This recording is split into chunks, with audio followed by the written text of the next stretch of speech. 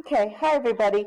I'm going to go through the homework from the last class period, and what I'd like you to do is be thinking about how well did you do on each of these, and were you able to come out with these calculations similar to what I've gotten? And so let's go ahead and get started. For the first one, this is one that we did in class already, so this one should be pretty easy for us. We can check, in fact, right away that this one is, in fact, already balanced.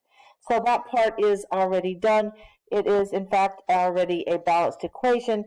So we are going to start with what we are given, which is 2.75 moles of NH3. And following our grid, we know that the given mole ratio needs to go in the denominator position.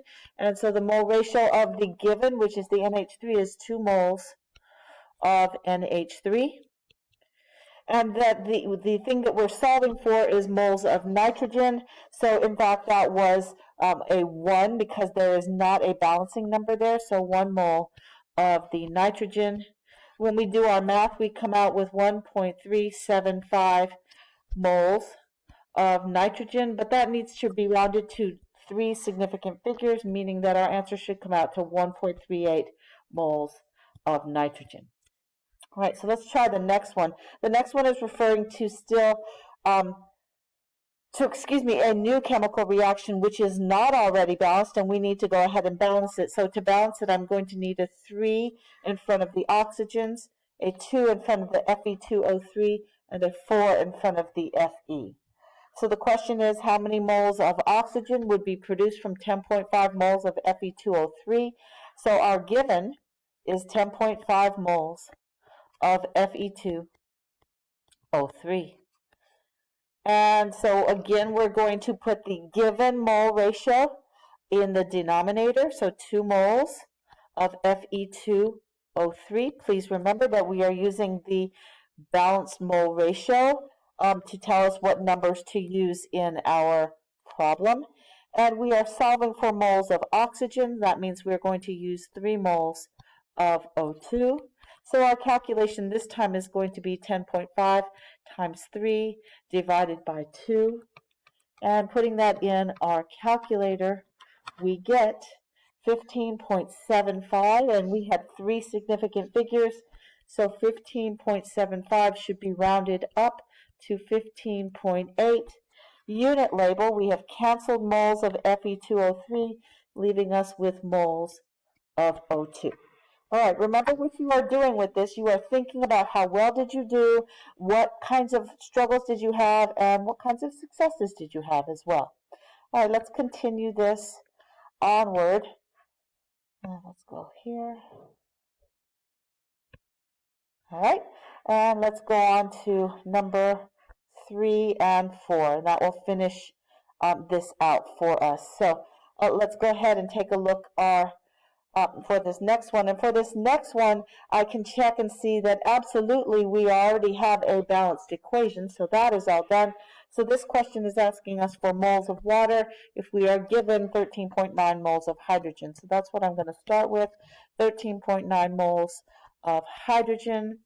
And we want to know how many moles of water are needed to produce that. So we will have 3 moles of hydrogen gotten from the balanced equation, and we are going to have 3 moles of water. Now that's going to be a pretty easy calculation because the 3's will actually end up mathematically canceling out.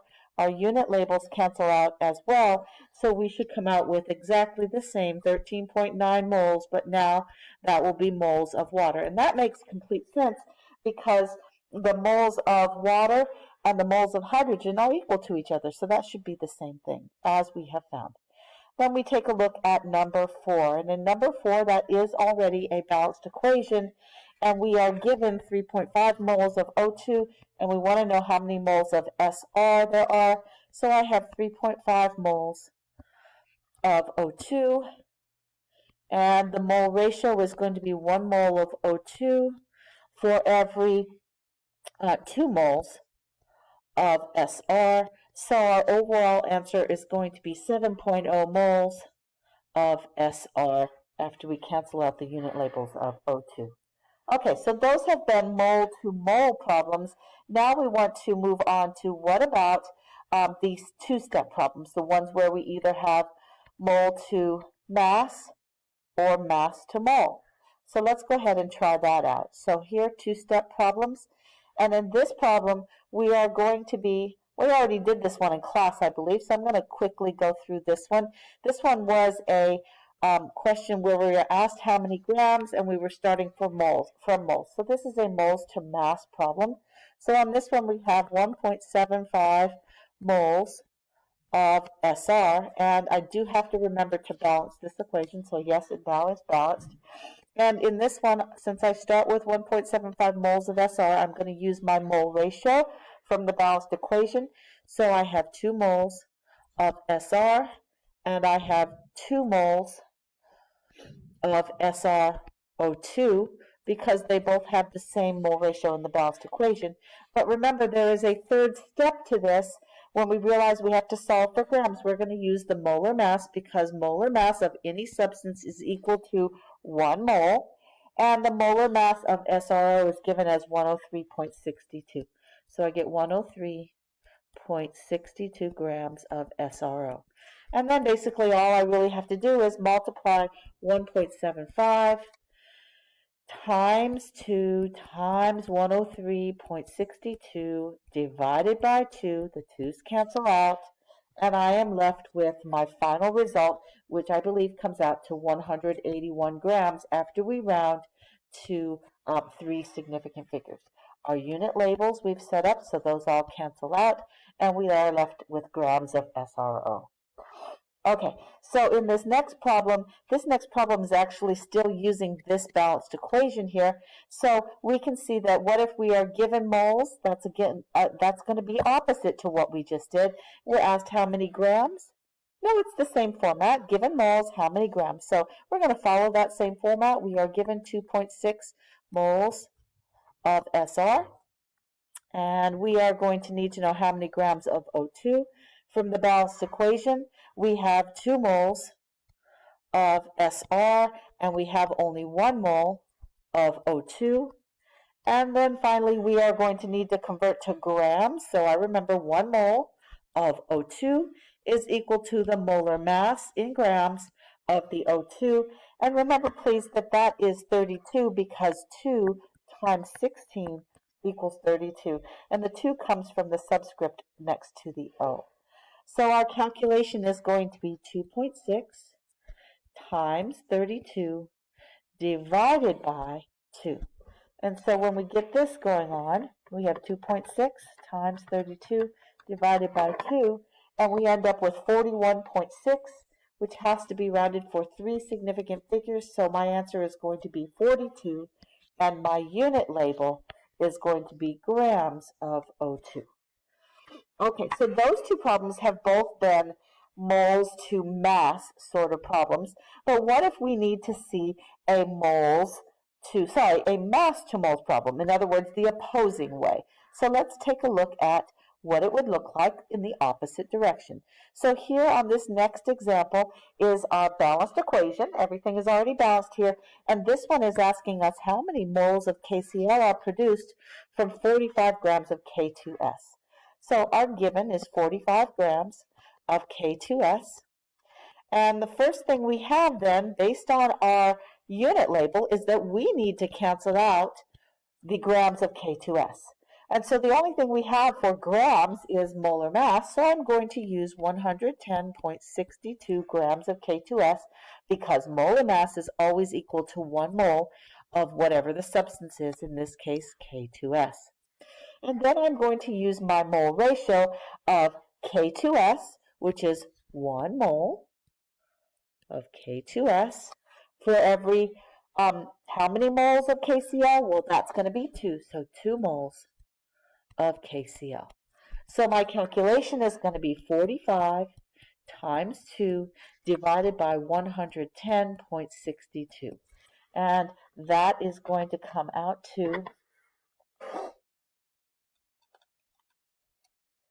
0.81, and that's enough, 0.81 moles of KCl.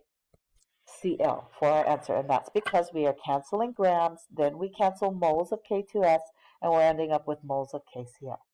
All right, our final problem on this page is where we are given 6 moles of MgS, and we're told how many grams of MgCl2 were used to produce that. So we're starting with 6 moles of MgS. And the first thing we're going to use then is the mole ratio. So moles of MgS from the balanced equation are 1 mole of MgS. And we are going to be solving for MgCl2, and that has also got a 1 mole ratio. So we're going to use that as well. And then our final step is simply going to remember that 1 mole of MgCl2 is equal to its molar mass, which is 95.21 grams of MgCl2. Now, if you're going, well, I don't even know where these molar masses are coming from, let's just be clear here. When we are talking about molar masses, we mean add up everything from the periodic table. So in essence, we would be adding up 24.31 for magnesium's molar mass plus 2 times 35.45. And that's where 95.21 is actually going to come from. And so then our calculation is going to be 6 times 95.21. And our unit labels, moles and moles, cancel out. So when we get our answer, 6 times 95.21, we get 571.26. And I'm going to go ahead and show it as 571.26 moles of MgCl2. If we had to round this one for significant figures, we definitely would be ending up with saying that it was, so that should have been grams. I'm sorry, everybody. That should have been grams. We should have definitely, if we rounded it for significant figures, we would have ended up with 600 grams of MgCl2. All right. Thank you, everybody. Please be sure to leave your reflection on how you did on this homework in the comments.